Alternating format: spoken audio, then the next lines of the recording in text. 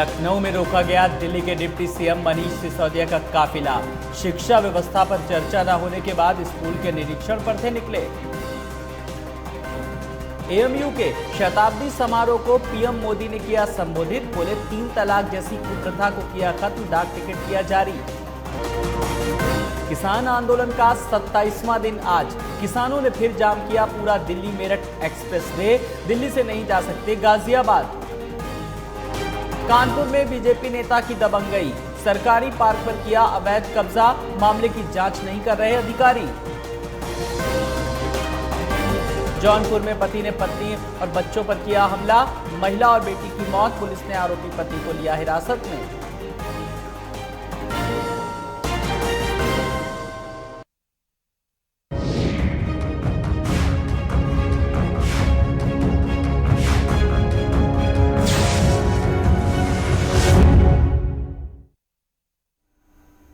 नमस्कार, मैं हूं आपके साथ आलोक।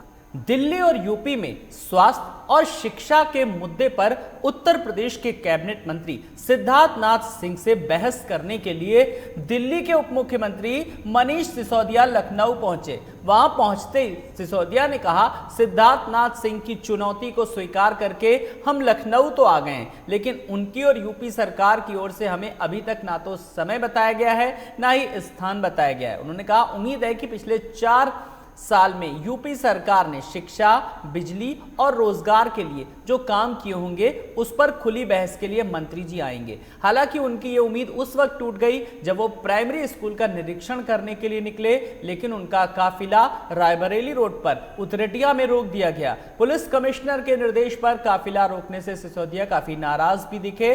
संजय गांधी पीजीआई से पहले पुलिस ने जब उनका काफिला रोका तो मनीष सिसोदिया ने लखनऊ के पुलिस कमिश्नर से इस बाबत वार्ता भी की।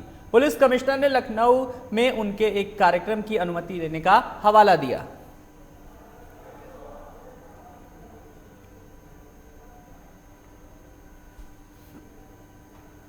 वहीं इससे पहले एयरपोर्ट से मनीष सिसोदिया का काफिला वीवीआईपी गेस्ट हाउस पहुंचा, जहां उन्होंने प्रदेश सरकार के मंत्री सिद्धार्थ नाथ सिंह को दिल्ली के स्कूल और मॉडल को लेकर ओपन डिबेट का चैलेंज किया। वहीं इस दौरान दिल्ली के डिप्टी सीएम से बात की हमारे संवाददाता ने। मंत्री सिद्धार्थ नाथ सिंह का ओपन चैलेंज स्वीकार करते हुए दिल्ली के उप मुख्यमंत्री मनीष सिसोदिया जी लखनऊ दौरे पर है। उनसे हम सीधा बातचीत करेंगे। सर, मॉडल को लेकर के सिद्धार्थ नाथ सिंह ने चैलेंज दिया है, किस बात की लड़ाई है और किस बात को लेकर के आप एक्सेप्ट करते हैं इस चैलेंज को? हमें पहली बार उत्तर प्रदेश के नेताओं से 70 साल में शिक्षा, स्वास्थ्य, बिजली, पानी ये सब सुनने को मिला तो अच्छा लगा। हमने कहा, जब खुली बहस की चुनौती उत्तर प्रदेश के मंत्री जी ने दी है योगी मॉडल वर्सेस केजरीवाल मॉडल पर चर्चा करने के लिए, तो उसे स्वीकार करना चाहिए। तो उसको स्वीकार करते हुए आज मैं लखनऊ में हूँ और उनसे उम्मीद थी कि वो बताएंगे कितने बजे कहाँ बहस के लिए आना है, पर उन्होंने बताया नहीं। अब मैंने कहा है कि आप 1 बजे लखनऊ में गांधी भवन में आ जाइए, वहीं पे बहस करते हैं केजरीवाल मॉडल वर्सेस योगी मॉडल के ऊपर। सरकार ये कहती है बार बार कि दिल्ली के स्कूलों की जो व्यवस्था है वो बड़ी बदहाल है, पानी की व्यवस्था है वो बड़ी हदाहाल है, तमाम तरीके की बीजेपी आरोप लगाती है दिल्ली सरकार के ऊपर। सिद्धार्थ नाथ सिंह जी ने ढूंढा था कि दिल्ली के स्कूलों की कुछ तो कमी निकल जाए, तो उन्हें कुल मिला के कमी निकली कि 2015-16 में जब सरकार बनी थी उस वक्त के फोटो मिल पाए उनको, उसके अलावा उनको कोई फोटो भी नहीं मिल पाए बदहाली के। तो भारतीय जनता पार्टी खुद मान चुकी है कि भाई इनकी कमियां तो ढूंढे से भी नहीं मिल रही हैं, फोटोशॉप करके पुरानी कमियां निकालो। विधानसभा चुनाव को लेकर के क्या रणनीति उत्तर प्रदेश में, क्योंकि केजरीवाल जी ने अनाउंस कर दिया है? आज उत्तर प्रदेश में योगी सरकार के नाकामी, उनके कुकर्मों के खिलाफ लड़ने वाली एक ही पार्टी है, आम आदमी पार्टी। एक ही नेता है, संजय सिंह। आज उत्तर प्रदेश में एक ही आदमी है जो विपक्ष की आवाज़, पूरे उत्तर प्रदेश में विपक्ष की आवाज़ बने हुए हैं, संजय सिंह जी। उन्होंने बहुत शिद्दत से उत्तर प्रदेश की सरकार की नाकामियों के मुद्दे उठाए हैं और वो आम आदमी पार्टी को लेकर चल रहे हैं। पूरे उत्तर प्रदेश में इंतज़ार हो रहा है कि अब आने वाले चुनाव में इस बार फ्री बिजली के लिए, सरकारी स्कूलों को अच्छा करने के लिए, प्राइवेट स्कूलों की फीस को रोकने के लिए, बिजली, पानी, शिक्षा, स्वास्थ्य, स्कूल, अस्पताल, इन सब पे वोट करेंगे इस बार। तो ये थे हमारे साथ मनीष सिसोदिया, जिनका साफ तौर से कहना है कि आगामी विधानसभा चुनाव को लेकर के कई तैयारियां उनकी हो चुकी है, लेकिन शिक्षा मॉडल को लेकर के जिस तरीके से सिद्धार्थ नाथ सिंह ने ओपन चैलेंज दिया था उसको स्वीकार करने के लिए आज वो लखनऊ दौरे पर रुके हुए। वीडियो जर्नलिस्ट अखिलेश सिंह के साथ शिवा शर्मा, लाइव टुडे। वहीं कानपुर में सपा विधायक अमिताभ वाजपेयी एक बार फिर चर्चा में हैं। दरअसल कुली बाजार में हुए बिल्डिंग हादसे में बेघर हुए 23 परिवार आज भी खुले आसमान के नीचे रहने को मजबूर हैं। आपको बता दें कि आज घटना को 28 दिन बीत चुके हैं, लेकिन शासन और प्रशासन की ओर से किसी भी जिम्मेदार व्यक्ति ने इस पर ध्यान नहीं दिया। वहीं आर्य नगर के सपा विधायक अमिताभ वाजपेयी पीड़ितों के साथ कंधे से कंधा मिलाकर चल रहे हैं। आर्य नगर सपा विधायक लगातार गरीबों के साथ मिलकर धरना दे रहे हैं और साथ ही उनकी मांगों को लेकर शासन और प्रशासन तक पहुंचाने का काम कर रहे हैं। विधायक का कहना है कि इस कल्पवास को 24 घंटे के बाद जिम्मेदार अधिकारियों को ज्ञापन देकर ही समाप्त किया जाएगा। लगभग हो गया 28 दिन और आज का जो आंदोलन है 24 घंटे का कल्पवास रखा है हम लोगों ने। इस बात को लेकर चतुर्थी रातों की सीरन को सरकार के अधिकारी, सरकार के लोग महसूस कर सकें। जिस प्रकार दिल्ली के किसान ठिठुर रहे हैं, यहाँ हमारे 23 बेघर परिवार ठिठुर रहे हैं, इन्हीं के साथ में एक रात रुक करके इसको महसूस करने की इरादा हमने भी किया है। देखते हैं ये सरकार कब तक संवेदनहीन रहती है और इन लोगों की आवाज़ को नहीं सुनती है। आंदोलन हम लोग करना हमारा धर्म भी है, हमारा कर्तव्य भी है और हम लोग गरीबों की लड़ाई को लड़ने से कभी पीछे नहीं हटते हैं। अगर जरूरत पड़ी तो हम लोग आंदोलन कितना भी लंबा चले हम लोग लड़ेंगे और इनका अधिकार दिला करके ही रहेंगे। आगे बढ़ेंगे। कानपुर में बीजेपी नेता अजीत छाबड़ा की दबंगई देखने को मिली। भूमाफिया बन सरकारी पार्क में अवैध कब्जा कर मकान का निर्माण करवा रहे। बता दें कि मामला केडीएस जोन 3 के गोविंद नगर पाइप ब्लॉक का है, जहां पार्क की जमीन पर बीजेपी नेता अजीत सिंह छाबड़ा अवैध रूप से कब्जा कर भवन निर्माण करा रहे हैं। वहीं सरकारी पार्क की भूमि पर जारी अवैध निर्माण की जानकारी कानपुर विकास प्राधिकरण के उपाध्यक्ष को भी है, लेकिन केडीओ उपाध्यक्ष बीजेपी नेता के आगे बौने हो चुके और जानबूझकर मामले को जांच के नाम पर टालने का प्रयास कर रहे हैं। ऐसे किसी प्रकरण की अभी मेरी जानकारी में नहीं है, लेकिन ये बात प्रकाश में आई है तो निश्चित रूप से इसकी जांच कराकर इस पर जो भी कार्रवाई, विधिक कार्रवाई है वो कराएंगे।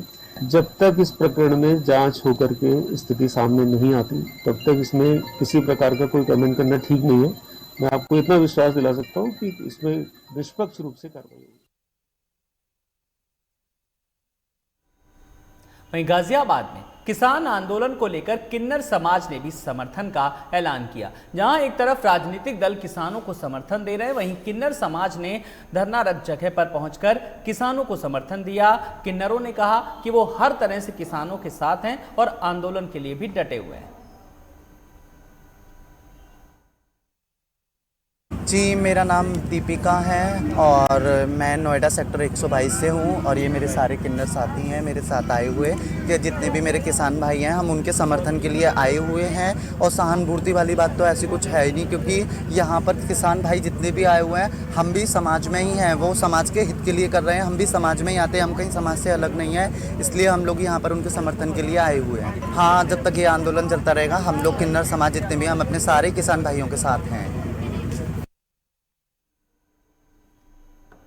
कृषि कानून के खिलाफ किसानों का आंदोलन लगातार जारी है। वहीं बागपत के बड़ौद की औद्योगिक पुलिस चौकी पर धरना आगे बढ़ाने को लेकर हंगामा हो गया। धरने को लेकर देश खाप के चौधरी और थांबा चौधरी आपस में बढ़ गए, जहां देश खाप चौधरी धरना समाप्त कर दिया और धरने में किसानों को लेकर सिंधु बॉर्डर की ओर बढ़ गए। वहीं इस फैसले को खाप से जुड़े हुए कई थांबा चौधरियों ने मानने से इनकार कर दिया और किसानों के साथ मिलकर धरना जारी रखा। वहीं पुलिस की धरना उठाने को लेकर किसानों से नोकझोंक हो गई। दरअसल दिल्ली सहारनपुर हाईवे पर 19 दिसंबर से देश खाप चौधरी सुरेंद्र सिंह की अगुवाई के किसानों का धरना चल रहा था, जिसे कई खाप और तंबा के चौधरी और किसानों का भी समर्थन था। वहीं घटनास्थल पर पहुंचे डीएम और एसपी ने दोनों ने खाप चौधरी और किसानों से वार्ता कर धरना समाप्त कराने के लिए अनुरोध किया।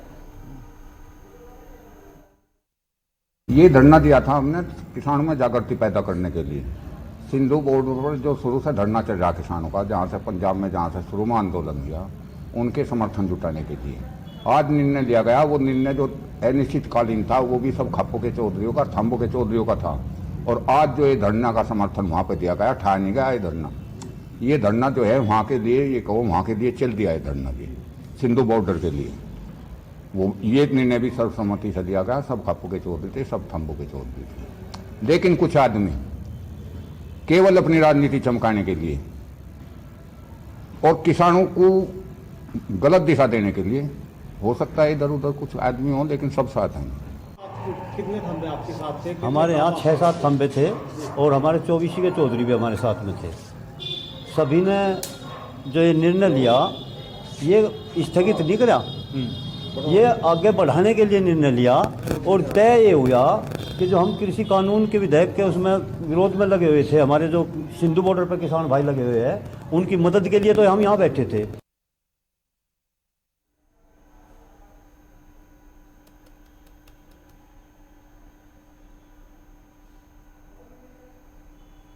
तो पुलिस और किसानों के बीच नोकझोंक भी हुई। तो लगातार कई हाईवे पर प्रदर्शन को लेकर के और कई ऐसे मुद्दे जिनको लेकर के नोकझोंक हुई, चाहे वो दिल्ली बॉर्डर पर बात करें, चाहे वो यूपी गेट पर बात करें, चाहे वो गाजियाबाद में, कमोबेश कई जगह पर यह स्थिति नजर आई। हालांकि स्थिति को सामान्य करने के लिए लगातार जो प्रशासनिक अधिकारी थे उन्होंने किसानों को पूरी तरीके से समझाया भी।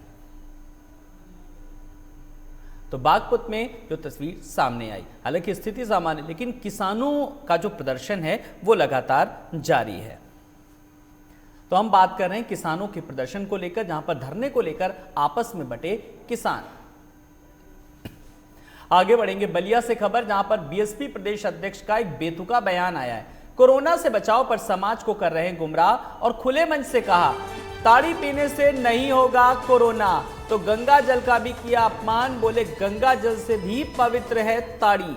तो बीएसपी के प्रदेश अध्यक्ष हैं भीम राजभर, जिन्होंने खुले मंच से लेकिन क्या कहा। और बलिया से है बीएसपी प्रदेश अध्यक्ष, जिनका एक बेतुका बयान आया, और वो बेतुका शायद उनके लिए नहीं हो सकता, लेकिन एक सभ्य समाज के लिए जरूर ये एक बेतुका बयान है, क्योंकि उन्होंने गंगा जल का भी इस तरीके से अपमान किया। साफ तौर पर उन्होंने कहा कि गंगा जल से भी ज्यादा पवित्र है ताड़ी। सोचिए, बीएसपी के प्रदेश अध्यक्ष इस तरीके की सोच रखेंगे, इस तरीके की बयानबाजी देंगे। गर्मी के दिनों में यदि बाहर निकल के सो लिए कि चरा तरी ताड़े के नीचे सूत रहे, और ताड़ के सीजन में, चूने के सीजन में यदि गलती से ही कूद पुरवैया हवा से बह के मुंह खुले में गिर गई, तो हमारे बुजुर्ग ने समझा कि नदी की पानी से ज्यादा ताकत तो इस ताड़ी में। तो वो घैली लेके आकाश और धरती के बीच अपनी जिंदगी को दांव पे लगा के मौत और जिंदगी से लड़ता हुआ ताड़ी निकाल के अपने पीने और अपने बच्चों को पिला के जिलाने का काम किया। आज कोविड-19 कोरोना में लोग कहते हैं कि कैसे बचे, लेकिन यदि इस धरती पे सबसे ज्यादा एंशिएंट प्राचीन पेड़ और कोरोना को भी मात कर सकता है तो वो ताड़ी का जल ही है। ताड़ी ही है जिससे यूनिटी पावर बढ़ती है, और ये ताड़ी पी के आज राजभर समाज विपरीत परिस्थितियों में भी जिंदगी।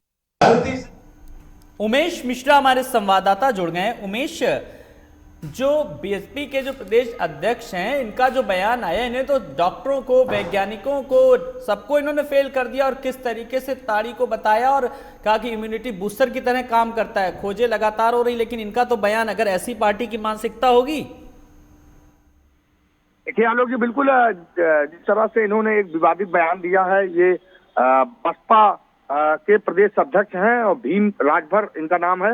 ये बलिया में एक जनसभा को संबोधित कर रहे थे, और वहां पर इन्होंने जिस तरह से ताड़ी का बखान किया है और कोरोना के संक्रमण काल के दौरान लोगों को गुमराह करने का भी काम किया है, और कहीं न कहीं जिस तरह से ये बता रहे हैं, जैसा कि आपने कहा कि सारे विशेषज्ञों को, सारे डॉक्टरों को इन्होंने फेल कर दिया। हालांकि इनका बयान अपना है, निजी बयान है, और कहीं न कहीं इस बयान से इनकी पार्टी का भी एक छब धूमिल हो सकती है कि जहां एक कोरोना संक्रमण चल रहा है, जहां लोगों को सरकारें जागरूक कर रही हैं, लोगों को मास्क लगाने की सलाह दी जा रही है, दूरी बना के रहने की बात कही जा रही है, एहतियात बरतने की बात हो रही है, वहीं पे इस तरह बसपा के प्रदेश अध्यक्ष भीम राजभर का बयान कहीं न कहीं अपने आप में आश्चर्यचकित करता है कि आखिर ये किस कहां से कैसे शोध इन्होंने किया कि इतना बड़ा उन्होंने बखान किया कि जो ताड़ी की बूंद है वो बहुत कारगर सिद्ध होगी। चलिए, बहुत बहुत शुक्रिया इस तमाम जानकारी के लिए। तो गंगा जल का भी अपमान किया और साफ ताड़ी की किस तरीके से उपयोगिता गिनाई, बोले गंगा जल से भी पवित्र है ये ताड़ी। तो मानसिकता साफ तौर पर समझी जा सकती है। खबरें अभी और भी हैं, आगे की खबरें इस ब्रेक के बाद।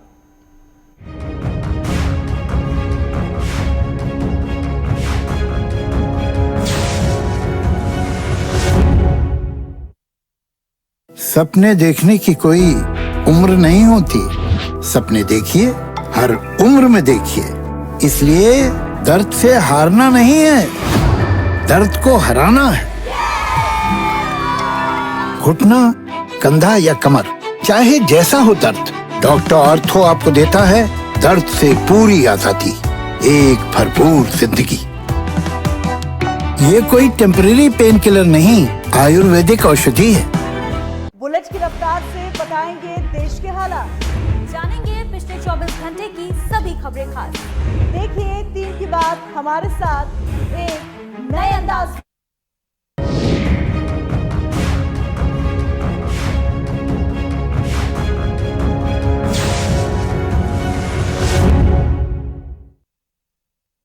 स्वागत है ब्रेक के बाद। अमेठी में कोरोना वैक्सीन को रखने के लिए कोल्ड चेन स्टोरेज और इसको लगाने के लिए स्वास्थ्य विभाग ने तैयारियां पूरी कर ली हैं। यही नहीं, सरकार के निर्देश पर वैक्सीन से होने वाले दुष्प्रभाव से भी बचाने की पूरी तैयारी है। वहीं वैक्सीनेशन की तैयारी को लेकर मुख्य चिकित्सा अधिकारी ने बताया कि हम पूरी तरह से तैयार हैं, हमारा वैक्सीन स्टोरेज सेंटर पूरी तरह से तैयार है। हमारे साथ ही 13 सामुदायिक स्वास्थ्य केंद्रों पर वैक्सीन स्टोरेज की पूरी व्यवस्था कर ली गई है। इसके अलावा हमारे पास 2 पीपीसी सेंटर हैं जहां सीसीटीवी कैमरे लगाए जा रहे हैं।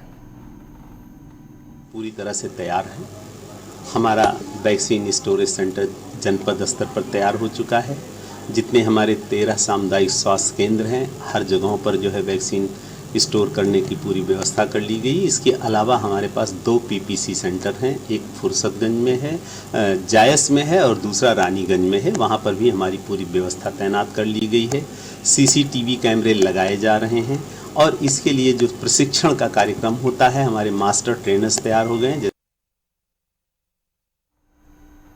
सुप्रीम कोर्ट द्वारा शादी विवाह जैसे मौकों पर हर्ष फायरिंग को बैन करने के बावजूद भी लोग इसका कतई पालन नहीं कर रहे हैं। ताजा मामला जनपद शामली का है, जहां पर घुड़चढ़ी के दौरान दूल्हे का घोड़ी पर बैठकर हर्ष फायरिंग करने का वीडियो सोशल मीडिया पर लगातार वायरल हो रहा है। अपनी शादी के दौरान नाचने गाने वाले लोगों को हर्ष फायरिंग करते हुए देखा होगा, लेकिन खुद दूल्हे का घोड़ी पर बैठकर हर्ष फायरिंग करने का वीडियो लोगों में चर्चा का विषय बना हुआ है और सोशल मीडिया पर लगातार तेजी से वायरल हो रहा है।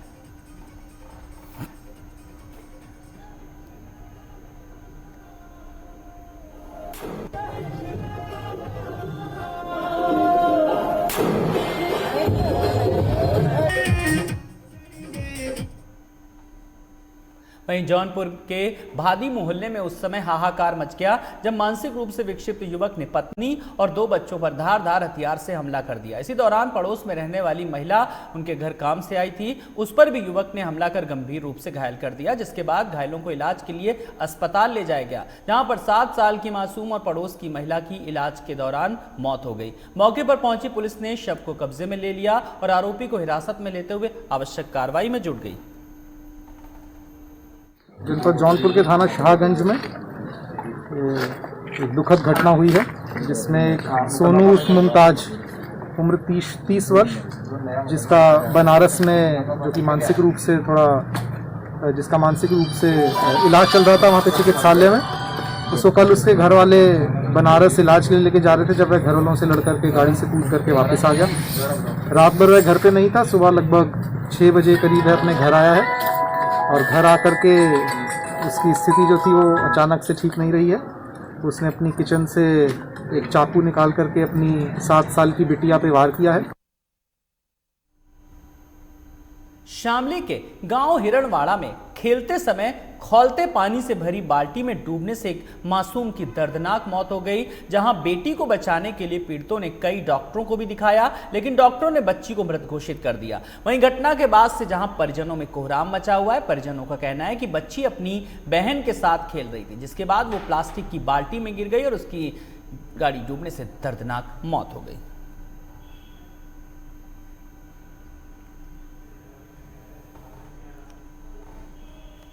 खेल रही थी पानी में, बच्ची हमारी डूब के मर गई और फिर वहाँ से डॉक्टर कर ले गए, 4-5 अस्पताल में ले गए, कई जगह नया कर दिए, एक जगह पकड़ी और उन्होंने टाइम मांगा 24 घंटे का, 24 घंटे पकड़ी नीचे, 8 घंटे में वहाँ से इसकी मौत हो गई। इलाज के दौरान मासूम की मौत हो गई। पानी से भरी बाल्टी में गिरी मासूम मामला शामली का है। तो हालांकि अस्पताल ले जाया गया, लेकिन प्राथमिक विद्यालय गन्हाड़ा के वार्ड नंबर 1 का ये मामला है, जहां पर फिलहाल जो लोग भी हैं वो किस तरीके से अब पूरे सदमे में हैं कि एक गांव की आखिर छोटी बच्ची उनसे अब दूर हो गई।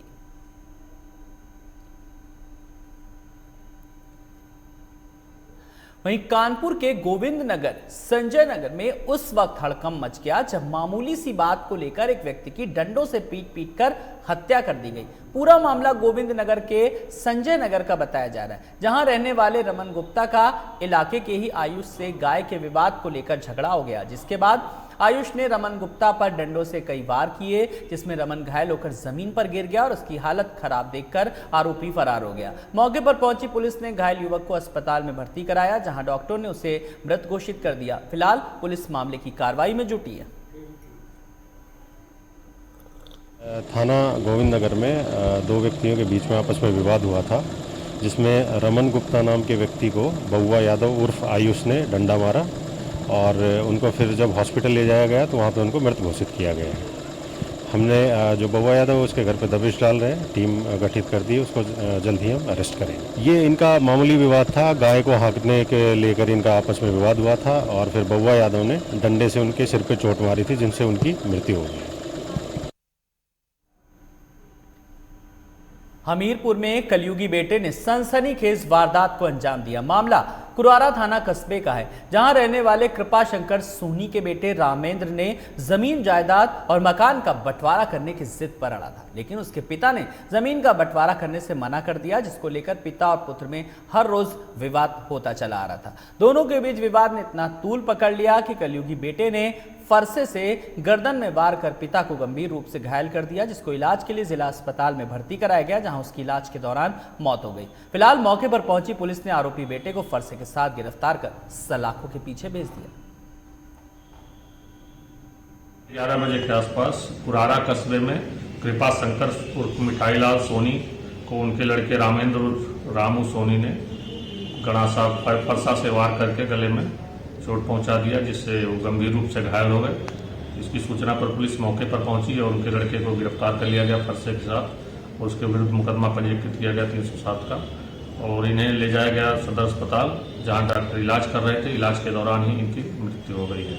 घटना के बारे में बताया जाता था कि इनका लड़का कहता था मुझे घर और जमीन बांट दीजिए, मुझे अलग रहना है।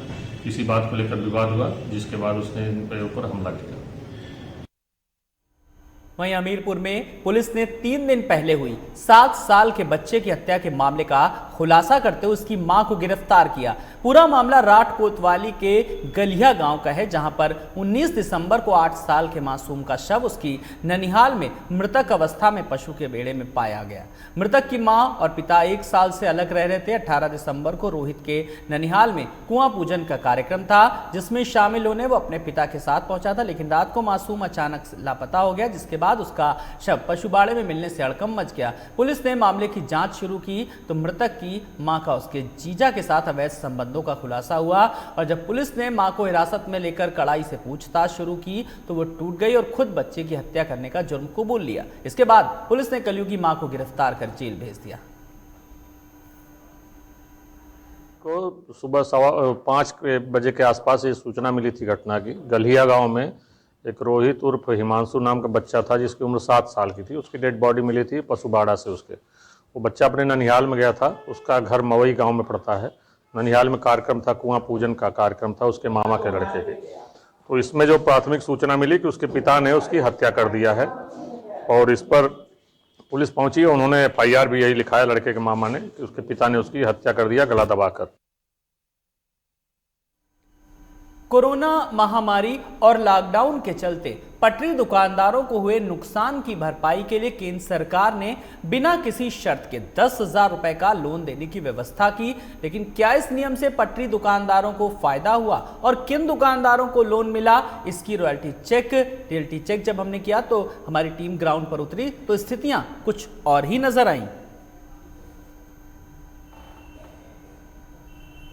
जिंदगी थम गई या यूं कहें एकदम बदल गई। सबसे ज़्यादा नुकसान जो पटरी पे दुकानदार लगाते हैं, रोड पे जो दुकानदार हैं छोटे मोटे, उनको हुआ, तो सरकार ने उनके लिए एक नियम भी जारी कर दिया कि 10,000 रुपये बिना किसी शर्त पे आपको लोन दिया जाएगा और आप आराम से उसको चुकाते रहिए। लेकिन क्या असल में उन लोगों को लोन मिला, और क्या जिनको मिला और क्या वो दोबारा से अपनी ज़िंदगी फिर से पटरी पर ला पाए? इसको जानने के लिए ज़मीन पे उतरना बहुत ज़रूरी था। लखनऊ का हजरतगंज इलाका है जहाँ पर ये पटरी कुछ दुकानदार हैं, आप देख सकते हैं यहाँ पे मास्क बेच रहे हैं। इसके पहले तो ये दुकानें आपको नहीं नज़र आती होंगी, लेकिन कोरोना वायरस के बाद ये दुकानें आपको नज़र आने लगी। ये समोसा बेचते हैं और ये लाइन से देखिए दुकानें लगी हुई हैं, कोई फल बेच रहा है और कोई अपना ठेला लगा हुआ है। इनसे जानेंगे, सबसे पहले बात करेंगे। क्या नाम हो गया आपका? अनूप गुप्ता।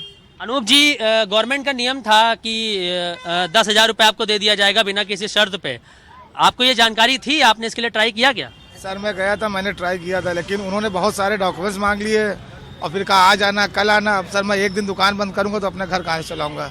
2-3 बार मैं गया, अभी मैंने जाना ही छोड़ दिया वहाँ पर। नहीं, इसके पहले भी, लॉकडाउन से पहले भी यही काम करते थे आप? नहीं सर, ये लॉकडाउन की बात कर रहे हैं। तो पहले क्या करते थे? पहले सर हमारे पास गाड़ी वाड़ी थी, तो लॉकडाउन से सब खड़ी हो गई, उसके बाद सब धंधा बेकार हो गया, कुछ बचा ही नहीं, तो फिर आखिरी में ये कर। मतलब ये आपका मजबूरी का धंधा है जो आप कर रहे हैं? जी सर। और इसमें भी आमदनी उस तरीके से तो होगी नहीं जैसे पहले थी? बस घर का खर्चा चल जाता है, 200-300 बच जाते हैं, रात में जाके चूल्हा जल जाता है। चूल्हा जलाने भर का खाली काम हो रहा है। जब गए थे वहाँ पे लोन लेने के लिए तो क्या मतलब आपको घुमा दिया, टरका दिया कि प्रमाण पत्र दीजिए, निवास प्रमाण पत्र दीजिए और ये दीजिए वो दीजिए, मतलब इतने कागज मांग लिए, उसको बनवाने मुझे 2,000 रुपये लग रहे थे। अब मैं 10,000 का लोन लूँ, फिर 4 बार अपनी छुट्टी करके जाऊँ, वहाँ 4 दिन धक्के खाऊँ, इसलिए मैं गया ही नहीं दोबारा। देखिए, नियम तो लागू हो जाते हैं, लेकिन जो अधिकारी बैठे हैं उन पर भी लगाम एक लगनी चाहिए इस बात को लेकर कि 10,000 रुपये लोन के लिए 2,000 रुपये वो कागजी जो कार्रवाई है उसमें खर्चा कर देगा और 4 दिन अपनी दुकान बंद करेगा, तो कैसे काम चलेगा? दुकानदार हैं यहाँ, समोसा बेच रहे हैं। दादा, कब से समोसा बेच रहे हैं? समोसा तो लॉकडाउन के पहले से बेच रहे हैं सर जी। मतलब आपका धंधा नहीं चेंज हुआ, वैसे ही चल रहा है? चल रहा है, लॉकडाउन में बंद करना पड़ गया सर जी। तो क्या किए उस समय? उस समय घर चले गए थे, फिर क्या करते हैं, यहाँ खाने के लाले पड़ जाते, क्या कैसे खाते, कैसे क्या करते। अच्छा, जो नियम अभी मैंने भाई साहब से बात की, 10,000 रुपये सरकार लोन दे रहा था, जानकारी थी आपको? जी थी। अप्लाई नहीं किया क्या? जी, कहाँ कितने किस के पास जाए हम? एक जगह जाओ तो दूसरी जगह बोलते हैं यहाँ जाओ कागज ये लाइए वहाँ लाइए, तो हमने जाना ही बंद कर दिया। एक बार गए थे सिर्फ। मतलब खाली परेशान करने का नियम था, पैसा वैसा नहीं मिला? जी सर, जी सर। कितना कमा लेते हैं इसमें? 200-250 कमा लेते हैं बस। इतने में खर्चा चल जाता है? क्या करें, एडजस्ट तो करना ही पड़ेगा। दाल रोटी खाना है, नमक रोटी खाना है, तो खर्चा निपटाना तो ही है सर जी। एक दुकानदार से बात की, उनको भी पैसा नहीं मिला, इनसे बात की, इनको भी पैसा नहीं मिला, कागजी कार्रवाई और परेशान कर खाली किया गया है। ये बच्चे जरा इनसे भी पूछ लेते हैं। फल बेचते हैं भाई साहब, क्या नाम हो गया? हमारा नाम सुंदर लाल है। सुंदर लाल जी, लॉकडाउन में तो सब बंद रहा होगा, ये सब बेच नहीं पाए होंगे? क्या काम किए? तो घर पर सत्तारी बैठे रहे। तो मतलब सत्तारी बैठे, कोई काम धाम नहीं किया, कैसे फिर खर्चा कैसे चला? गाँव में रहते हैं तो सत्तारी रहे वहाँ पे। अच्छा, सरकार ने कहा था 10,000 रुपये मिल जाएगा बिना किसी शर्त पे लोन, अपना धंधा चलाओ, बाद में देते रहना, मिला आपको? नहीं सरकार, हमको नहीं कुछ मिला। पता था आपको? नहीं, मालूम नहीं था ये बात। अच्छा, आपको तो। और एक बड़ी खबर की ओर रुख करेंगे जल निगम से जुड़ी हुई, जहां पर एक और घोटाला सामने आया है। बीएसपी शासनकाल में कराया जाना था कार्य और चित्रकूट में होना था पेयजल योजना के तहत कार्य। जिंदल वाटर इंफ्रा को मिला था टेंडर और अभियंताओं और ठेकेदारों ने 20 करोड़ का किया गबन। तो आपको बता दें कि लगातार जिस तरीके से जो गबन का मामला सामने आया है और इसमें 22 लोगों के खिलाफ फिलहाल मुकदमा दर्ज किया गया है। तो जिंदल वाटर इंफ्रा को मिला था टेंडर, लेकिन उस टेंडर